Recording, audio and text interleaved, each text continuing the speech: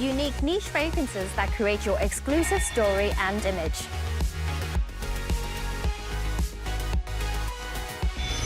Soy-based fusion cuisine with Chinese and French influences, transforming the same ingredients into countless flavors.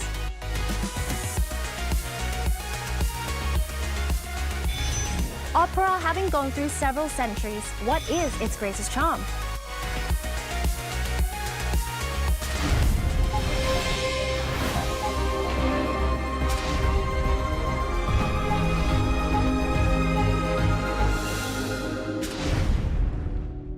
Every moment in life is filled with different kinds of scent, and a good fragrance not only makes people happy, but can also showcase one's personality and style.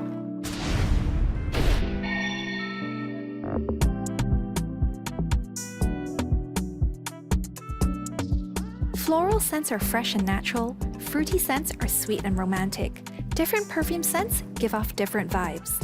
And so we often choose different signature scents for different occasions.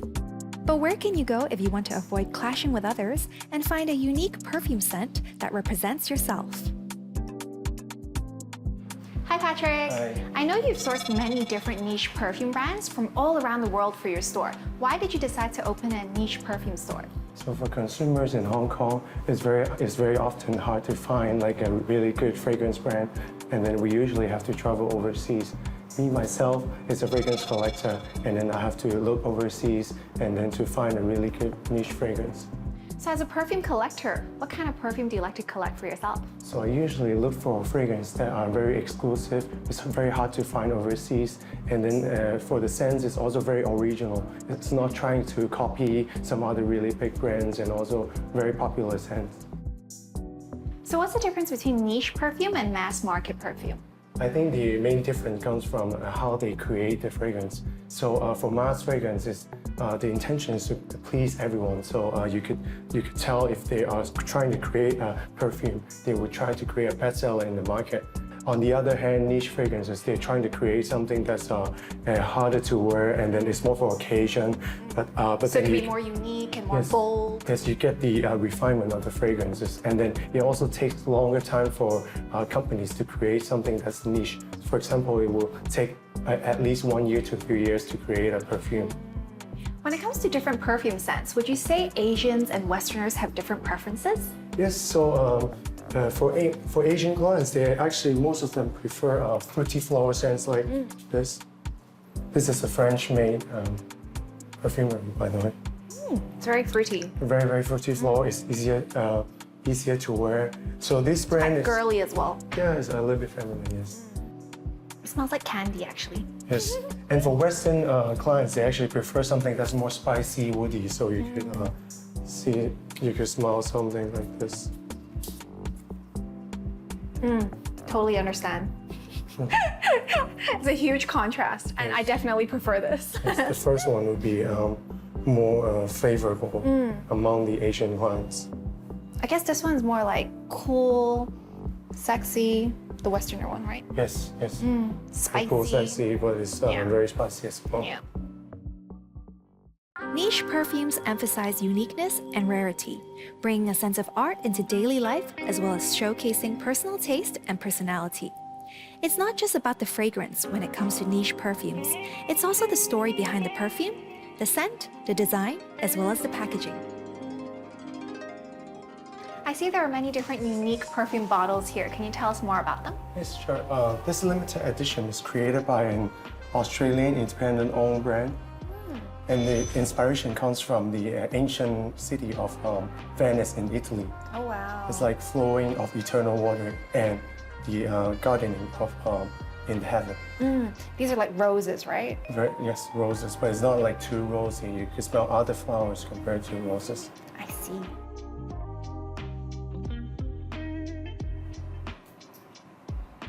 It's a very beautiful cover.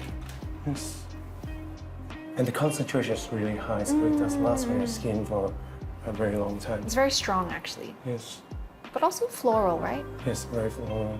But not too rosy. Not too rosy, very clean floral.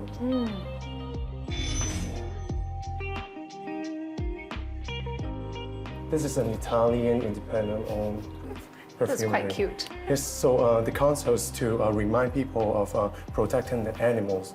And then all the caps are different, like, and then they're within the box, so I have to kind of guess the type of animal it is before getting the fragrance. Oh. So this cap is made of ceramic and is hand painted by the Italian artisan. Is it an owl? Yes, I believe it's an owl. And it's created by the Italian artist called Alessandro Reggioli. So it's 100% from concept to creating the bottle is 100% made in Italy. It's very cute. Yes. So this kind of all becomes like an art, actually. Yes, and then they take really long time to create like one fragrance for the client. And lastly, this one? This one is a bus bottle created by a French independent-owned perfumer.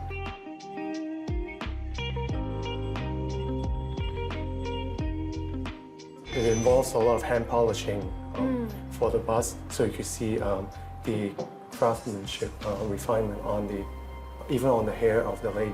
Oh yeah, it's very detailed. Yes. This would, you say it's like more of a Baroque style? It's Baroque in style, and yes. Perfume showcases personal taste.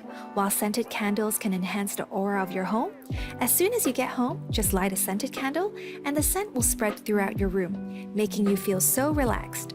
It's a small calming ritual and a way of life. More and more people are chasing for a better quality of life. What's your take on that? So we've also seen more and more customers coming in and then asking for scented candles. For example, this candle brand is the oldest candle maker in the world. Oh, wow. They are a French brand, and then they've been in the market for 380 years. That's a long time. This is the new collection that they came out with. It's called The Journey of Water, created by the tea master, Master Zhang Shuwei. So Zhang Shuwei, she's been in the market for more than 30 years. She's based in Paris. And then the inspiration of this collection comes from water flowing from the sky and then enriched by the elements of the earth. That sounds beautiful. Right. So us Hong Kong people, we live a pretty fast-paced lifestyle, right? Are there any particular scents we should choose that could help us feel more relaxed? I would recommend the earth to earth scents. So it's the tea master, Master Zhang, she used to pick up bamboo shoots with her mother in the forest before sunrise. And then because she noticed that the bamboo shoots are the sweetest before sunrise. And then that's how she founded her connection with the nature. So it's like very fresh. Yes, a little bit woody, a little bit earthy, yes.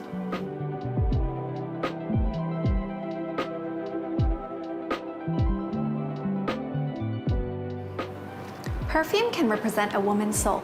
It is not just simply a fragrance, but also a unique symbol, a personal story.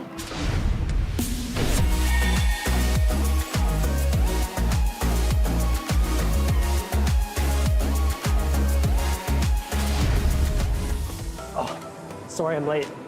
Des, did you know soybean is a superfood? Do you have it often? Often? Well, I drink soybean milk and eat tofu once in a while.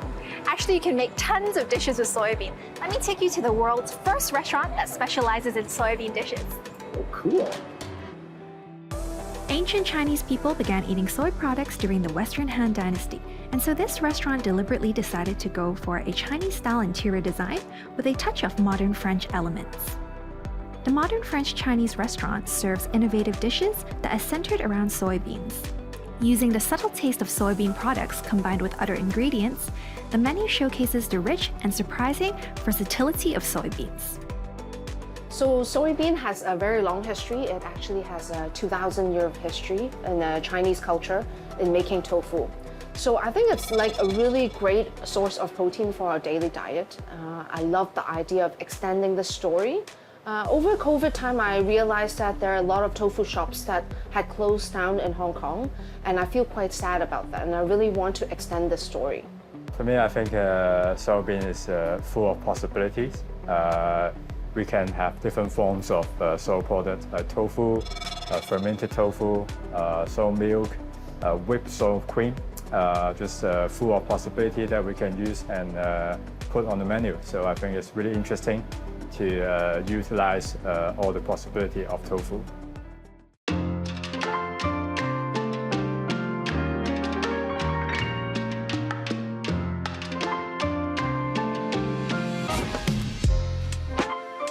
The first dish consists of tofu skin tart with soy ricotta, mint pesto, and sugar snap peas, allowing you to experience the charm of soy presented in different ways.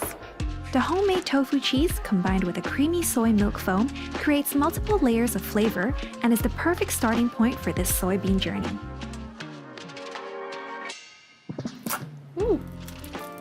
Sounds very crispy. It does. Now, I can only imagine how much work went into producing this.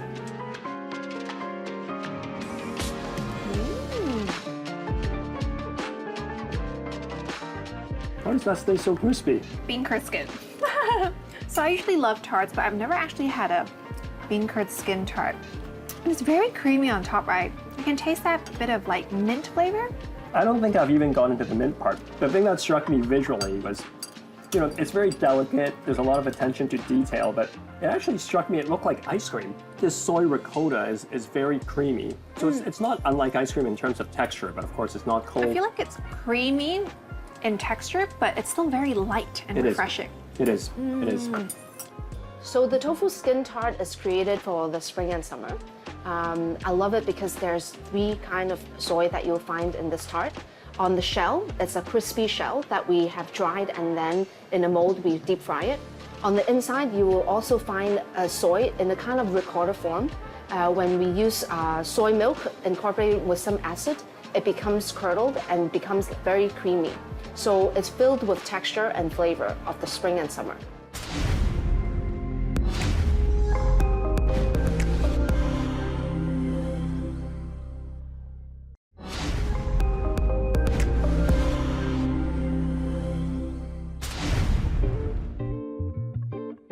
The udon noodle and soy milk lobster bouillon is the dish that stood out the most. The lobster is slowly cooked in 52 degrees shrimp oil for an hour, and the soup base is made from lobster and marcel fish broth, mixed with soy milk and topped with parsley oil and shrimp oil. The tender lobster meat paired with the rich and creamy shrimp soy milk creates an unforgettable taste and is definitely a burst of flavors. All right, excited about this lobster. Let me try. Super tender. Sometimes when you eat lobster meat of this size, it tends to be kind of too crunchy. But I guess this has to do with the fact that this is a slow cook, but very tender and succulent. This udon is so creamy. And I really love the soup base. It's made with fish and lobster. You also added a touch of sakura shrimp and shrimp oil. So it's like a burst of flavors. The sakura shrimp actually add a lot, right? Because it's got a salty flavor, but it's got still that nice shrimp flavor, and it just adds to all the flavors you already taste in there. But this is creamy in a way that's not, once again, fatty or leaves too much of an oily taste in your mouth. We want to change the misconception about soy products that is mainly boring, a little bit dull in flavor, and then we want to let people know that there are many possibilities of tofu, soy milk, that kind of things. So our cooking philosophy is very similar. We focus a lot on seasonal ingredients, and we love the idea of having no border of using East and West techniques into our cooking techniques. For a dish that stimulates the senses, the Sichuan-style chicken relayed with tofu is a must-try. This dish features chicken breast mousse wrapped in thigh meat, topped with spicy mapo tofu sauce, and served with 2 types of tofu cubes and homemade pickled cordyceps flour. The spiciness blends perfectly with the rich tofu, creating a complex and satisfying flavor.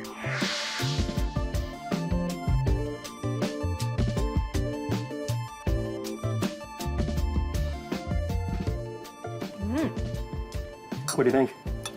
I really like that rich mapo tofu sauce. And they also added like cordyceps flowers at the bottom. Very nice texture. There's also like this chicken mousse at the center. Yeah, I'm only noticing that when I'm cutting in now. So it's firmer on the outside because that's where the meat is, but inside. Crispy skin as well. Yeah, yeah. And both chefs talked about the seasonality of the ingredients, and I think it's well reflected in this dish with these spring greens. It definitely brings that different flavors. It's a very light springtime kind of flavor, you know? Along with the mapo tofu sauce, it's really more of a Chinese dish, right? For sure. So for the chicken dish, I really like that because I think it's a perfect marriage between the East and the West. So we take the local yellow chicken, made that into a chicken roll with mapo tofu on the top. So the mapo tofu, we cook that with a really classic Chinese technique, really classic flavor, really traditional. That show our respect to our own tradition. And then we sort of made that into a classic French sauce with a demi-glaze in there, and then have a really nice presentation and flavor.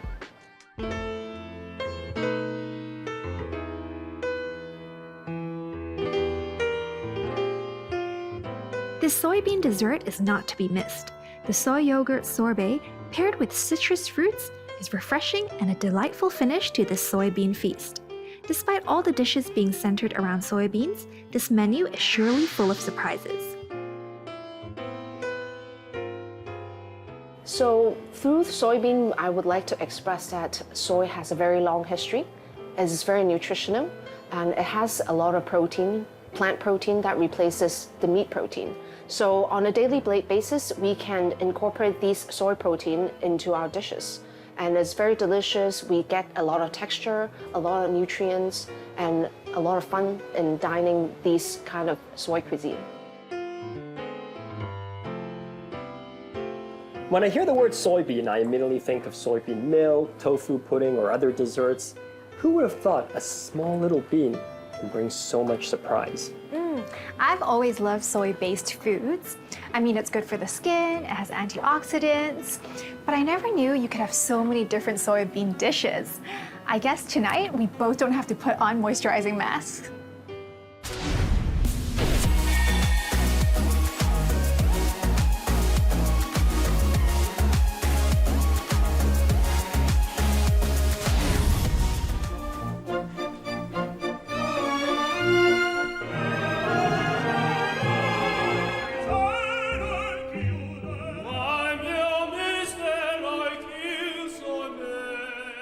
Through song and the power of voice, emotions and experiences and stories of different characters can be conveyed.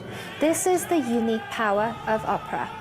Opera has always been recognized for its cultural and artistic values, and at the same time, it might feel distant to some. Today's guest, Ronald, is determined to break down barriers and make opera accessible to all. Ronald, thank you very much for coming to speak with me. How are you today? I'm very well, thank you, Ivy. Well, I'm really interested to know about Opera Hong Kong. Could you tell me a little bit about its founding principles? I understand it's been around for about 2 decades now. That's right. It was 20 years ago when our founding chairman, Moses Cheng, gathered with our past chairman, Paddy Lui, and our artistic director, Warren Mock, and they realized something was missing, which was the development of opera. They then went ahead to form the first opera company in Hong Kong. So what kind of activities were planned for your 20th anniversary? This year, we're very busy. We had La Bohème in January, followed by Il Trovatore in May, and in October, we're going to have Tosca. And Lovely. Thinking back, in April, we had a gala concert to celebrate our 20th anniversary. Whereby many of us, including myself, sang on stage in celebration of this special occasion. And we're also going to have an opera highlight in August with 2 evenings featuring around 30 singers who have actually helped and performed on stage for Opera Hong Kong over the years to perform the most famous arias in opera. Oh, how inspiring. Very busy indeed. Well, as chairman of Opera Hong Kong, what are some of your missions or what is your vision for the development of Opera Hong Kong?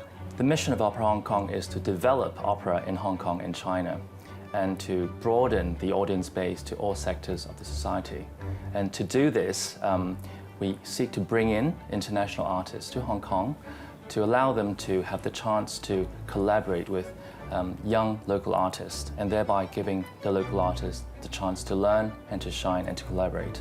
I can imagine that it's really difficult to find local talent because seems to be a little bit of a lack of education, dare I say, about opera. Well, how are you educating the next generation?